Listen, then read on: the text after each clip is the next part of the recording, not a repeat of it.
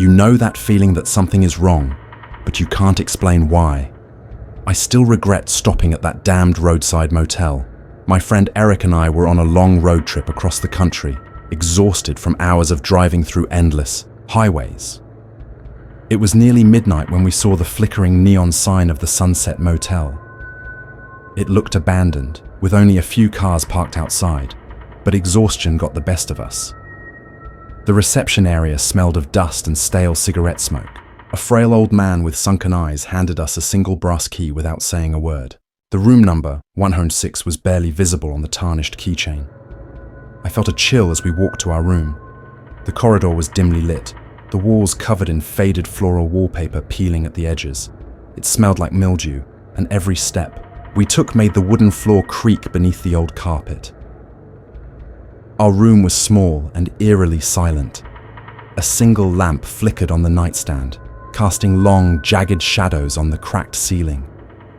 The bedspreads looked old and stained, and a musty smell lingered in the air. Eric tossed his bag on the bed, groaning.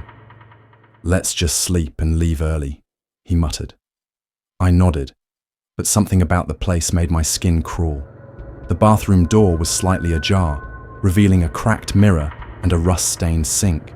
I walked over to close it, but as I reached for the handle, I swore I saw movement in the mirror's reflection, something shifting in the shadows.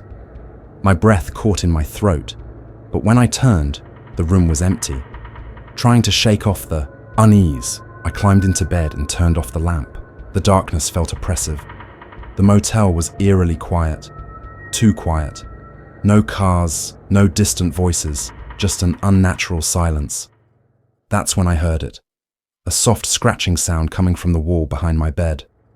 At first, I thought it was a rat, but the noise became more deliberate, like fingernails dragging against the wood. I nudged Eric. "Do you hear that?" He groaned, half asleep. "It's an old building. Go to sleep." I tried to ignore it, but then came the whisper, a breathy, raspy voice murmuring right in my ear. "Don't stay here." My blood turned to ice. I jumped up and turned on the light. Eric sat up, rubbing his eyes. "What the hell, man?" I told him what I heard, but he laughed it off. "You're just tired." But I wasn't convinced. Something felt wrong. That's when I noticed the closet door. It was open, just an inch wider than before. I stared at it, heart pounding. I swear I closed that earlier. Eric sighed. "Dude, just shut it and go to sleep." Reluctantly, I got up and pushed the door closed. But as soon as I turned my back, it creaked open again. A cold sweat broke over my skin. I grabbed my phone and shined the flashlight inside. Nothing. Just a few rusty hangers and dust. But the air inside felt wrong, heavy, like something was watching me. I slammed the door shut and locked it, trying to shake the feeling that we weren't alone. At around 3 a.m., I woke up to a loud thud. Eric was still asleep, snoring lightly. My heart pounded as I listened. The noise came from the bathroom. The door was now fully open, swinging slightly, as if someone had just walked out. Then I heard footsteps, slow, dragging footsteps on the carpet. My breath hitched. I couldn't see anything, but I felt it. A presence, something standing at the foot of my bed, just out of sight. Then came the whisper again. But this time, it wasn't in my ear. It was from the closet. "Don't look." The voice was clearer now, deep and wet, like something struggling to speak. My body froze. I couldn't move. I couldn't breathe. The air was thick with something foul. I wanted to scream, but my throat locked. Then, Eric shot up, gasping for air. "Did you hear that?" he whispered, eyes wide with terror. Before I could respond, the closet door burst open with a violent slam. We both jumped out of bed, backing against the wall. The room felt suffocating, the shadows shifting unnaturally. Then we saw it. Hands, long and skeletal, gripping the edge of the closet door. The air turned ice cold as the thing pulled itself forward, its face hidden in the darkness. That was it. We grabbed our bags and bolted. Eric fumbled with the lock, hands shaking. As we threw open the door, the old man from the reception stood there, eyes hollow. "I told you not to stay," he muttered, before disappearing into the darkness. We ran to the car and sped off, never looking back. The next morning, I checked online, trying to find anything about the motel. It didn't exist. No records, no reviews, nothing. It was as if the Sunset Motel had never been there. But I know what we saw, and I know that whatever was in that room is still waiting for its next guests.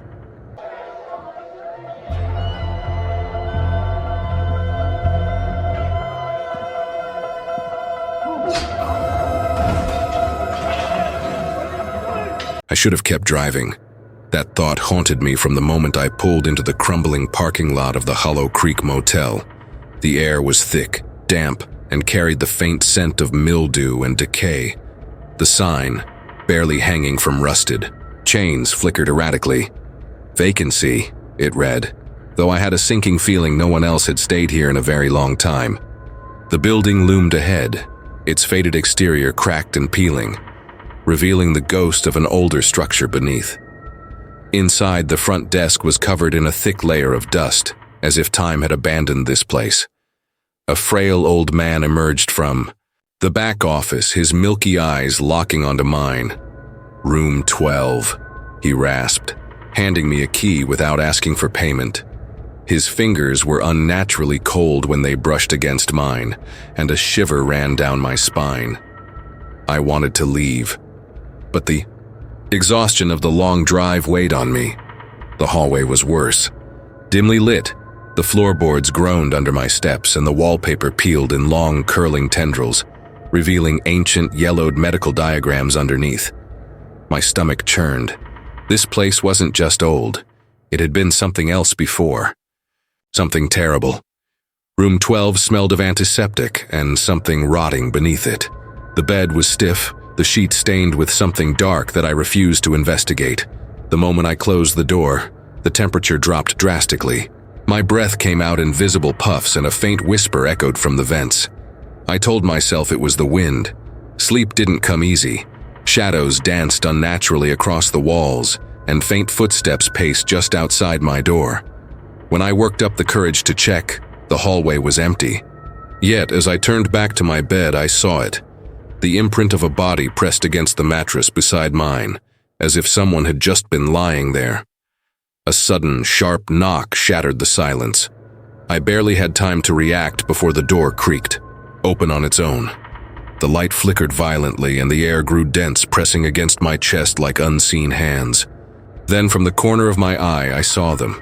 Figures barely visible shifting within the shadows, their hollow eyes staring. I grabbed my bag and ran, my pulse hammering as the walls seemed to close in. The hallway twisted, stretching impossibly long, and the whispers became deafening. I stumbled, nearly falling as a cold hand brushed against my ankle. The exit sign flickered in the distance. With one last burst of strength, I hurled myself through the door, into the cold night air. When I turned back, the motel was gone. Nothing. Remained but an overgrown lot and the crumbling remnants of an old hospital. My car sat untouched where I had left it. As I sped away, I could still feel their eyes on me, watching, waiting. I should have kept driving.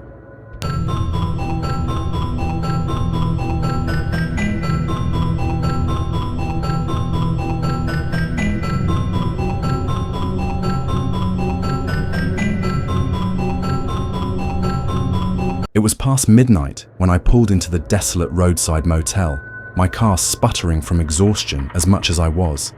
The neon sign flickered erratically, casting an eerie red glow on the cracked asphalt. Black Hollow Motel, it read. Something about the name made my stomach tighten, but exhaustion left me with no choice. The front office was dimly lit, the air thick with the stale scent of old cigarettes and something metallic, almost like rust or blood.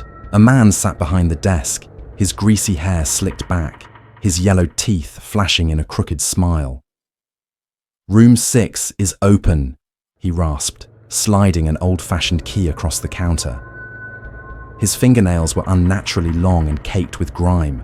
As I walked out with the key, I could feel his eyes boring into my back. Room 6 was at the very end of the row, next to a broken vending machine that hummed with an unsettling buzz. The moment I stepped inside, a damp, musty odor invaded my nostrils. The wallpaper was peeling in long, curling strips, revealing dark stains beneath. The bed sagged in the middle, the sheets yellowed and wrinkled, as if someone had just been lying there. A single flickering light bulb swayed overhead, making the shadows stretch unnaturally across the stained carpet. I dropped my bag on the chair and turned to lock the door when I noticed something. Deep scratches ran down the wooden surface, as if someone had desperately clawed at it from the inside. A chill ran down my spine. I tried to shake off the unease, telling myself it was just my imagination. I turned on the old TV, static hissing from the speakers, before the screen flickered to life. A local news broadcast played, the anchor speaking about a series of unsolved murders along this stretch of highway. I leaned forward, my pulse quickening as a grainy surveillance photo flashed on screen. It showed a man standing in a dimly lit motel hallway, a hallway that looked exactly like the one outside my door. I swallowed hard, glancing toward the window. The curtain swayed slightly, even though there was no breeze. I stood up, my heartbeat hammering in my ears. The floor creaked beneath my feet as I moved toward the bathroom. The mirror was cracked, distorting my reflection. The sink dripped steadily, each drop echoing in the small, grimy space. When I reached for the faucet, the drain suddenly gurgled, expelling a thick, dark sludge that reeked of rot. My stomach lurched.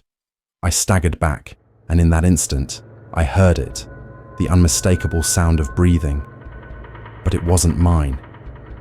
It was slow, ragged, coming from behind the shower curtain. My hands trembled as I reached forward, fingers curling around the fabric. I yanked it back. Nothing. The tub was empty, but the air felt heavier, like something unseen had just left. I stumbled out of the bathroom, my skin prickling with a deep-rooted fear. The TV flickered again, the image distorting before the screen went black. Then, a knock at the door. A slow, deliberate knock. My breath hitched. I crept toward the peephole, but my blood turned to ice when I looked through it. There was no one there, just a void of darkness. I stepped back, heart hammering against my ribs. The knocking came again, more insistent this time. Then, the door handle jiggled violently. I grabbed the nearest thing, a heavy lamp, and held it tightly, ready to swing. The door burst open before I could react. A figure lunged inside, its face obscured by the darkness. The smell of decay filled the room, and then I felt it, clammy fingers brushing against my arm. I swung the lamp with all my strength, the bulb shattering, sparks flying. The figure shrieked, a distorted, inhuman sound, and for a brief moment I saw its face. Hollow eyes, a mouth stretched too wide, skin peeling away in wet strips. It stumbled backward, vanishing into the shadows as the lights flickered violently. I scrambled out the door, my pulse roaring in my ears. The motel was eerily silent, as if nothing had happened. I ran to my car, fumbling with the keys. As I turned the ignition, my headlights illuminated the front office. The man behind the counter stood motionless, watching me with that same unsettling grin. But something was different. His eyes were completely black and blood dripped from his fingertips. I slammed the gas pedal, tires screeching as I sped away. The last thing I saw in my rearview mirror was the neon sign flickering out, plunging the motel into darkness. I drove for miles, hands gripping the steering wheel so tightly. My knuckles turned white. My mind raced, trying to rationalize what had happened. Maybe I was overtired, hallucinating. But the scratches on my arms told a different story. The memory of that thing's shriek still echoed in my ears. Just as I began to feel some semblance of safety, my car sputtered, and the engine warning light blinked on. My heart sank. The fuel gauge showed empty, even though I had filled the tank earlier. I pulled onto the shoulder, my breath shallow. Crie 6 prompts para a geração de imagem baseado nessa história, em ordem de acontecimentos. Os prompts devem ser curtos e objetivos, contendo cada detalhe para a imagem ser realista. Crie cada prompt de forma individual, não conectando um com o outro. Repita os detalhes em cada prompt se for necessário. Escreva em inglês americano e em português.